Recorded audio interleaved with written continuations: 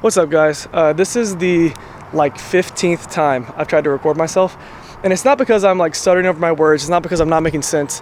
There have been a little bit of distractions, and there's also been a tug on my heart to give a message that's different from what I'm actually saying. The message that I wanted to give was how I've had so much peace in my life lately, how I felt so much fulfillment, and how life has just been amazing for myself here recently. And I think that it absolutely has been amazing. I've been blessed in a lot of ways, but I think that the message that I was giving originally and that I have been keep trying to give is that I'm doing all of this. It's what I've done. It's how I've changed my life, and it's not what God has done in my life and how He's allowed me to have a different outlook on life. And in the pursuit of getting closer with Him, I'm able to achieve the goals that I want in this life because they are aligned with Him. And how that alignment, even whenever I feel detours in my life, they still feel like alignment. Whenever something goes wrong, it still feels like alignment because it's God.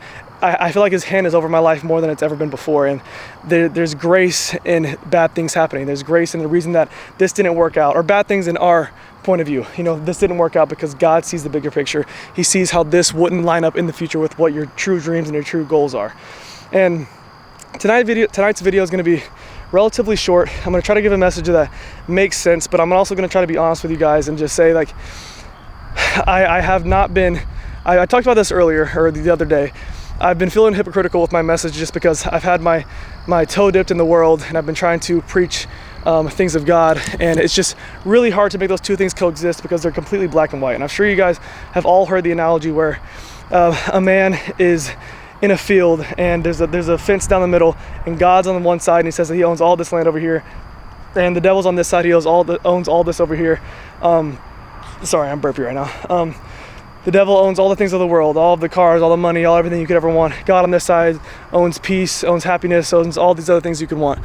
And the guy says, well, my decision is that I'm gonna sit on the fence. You know what I mean? I'm going to have a little bit of both, and that's how I'm going to override the system and get what I want. And then the devil says, I own the fence, and the devil grabs him. He goes to hell. And that's just kind of how I felt here a little bit recently. Is that I have been not only in the videos, I've been portraying, I think, decent messages, and I've been saying things that I really agree with in my soul. But in life, I haven't been completely bought in to being a good Christian and having a relationship with God, because I've been very lukewarm in ways that are uncomfortable for myself. Up until here recently, I wasn't going to church consistently, and I'm a guy who loves to joke around a lot, and a lot of my jokes have just always been really raunchy, and I curse a lot, and I'm gonna try to curse less in my videos. I'm gonna try to just curse less in day-to-day actions, but obviously I'm not going to be able to completely stop because I'm not perfect. But I'm just trying to live less in the world, and the way that I think maybe I can tie this message back to what it was supposed to be originally is the way that I think you guys can have that fulfillment and you can actually achieve something in this life. And you guys have to just have the right mindset. You can't be thinking, how can I get more money? How can I get this girl? How can I get this or that? Whenever you're not aligned in yourself. You're not, that's how all these rich individuals that you always hear talk about how money doesn't buy happiness. It's extremely true, because happiness is fleeting. This is something I talk about all the time also. You can get happiness so easily in today's world. You know what I mean? You can scroll on TikTok and just get a dopamine spike all day, and that's a form of happiness. You know what I mean? You can get happiness from eating sweets. You can get happiness from doing all these things that are bad for you. And that doesn't mean that happiness is inherently bad. It just means that happiness is easy to obtain, and happiness is also equally easy to lose. And with something being as fleeting as that, you can't put your trust in an emotion. You can't put your trust in happiness. You can't put your trust in depression or sadness, whatever. I don't know if I said sadness or happiness, whatever I'm trying to say here.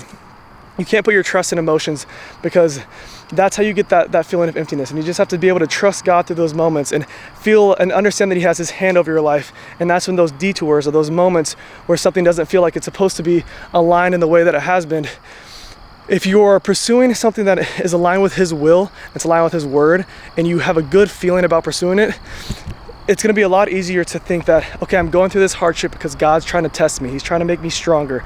And it's literally, that's the key to becoming successful, is by looking at everything in life as a test from God. And the way that you overcome it is the way you become a better man, a better woman, more successful, more intelligent. Whatever you're praying for, your prayers don't get answered unless you work towards them with intent. And if you just pray for something, you're not going to get it unless God believes that it's right for you and God believes that you earn it and you deserve it. Sorry, this guy keeps driving by weirdly slow. But God, see, that's a distraction there, and I could take it and say, let me stop this video and start over.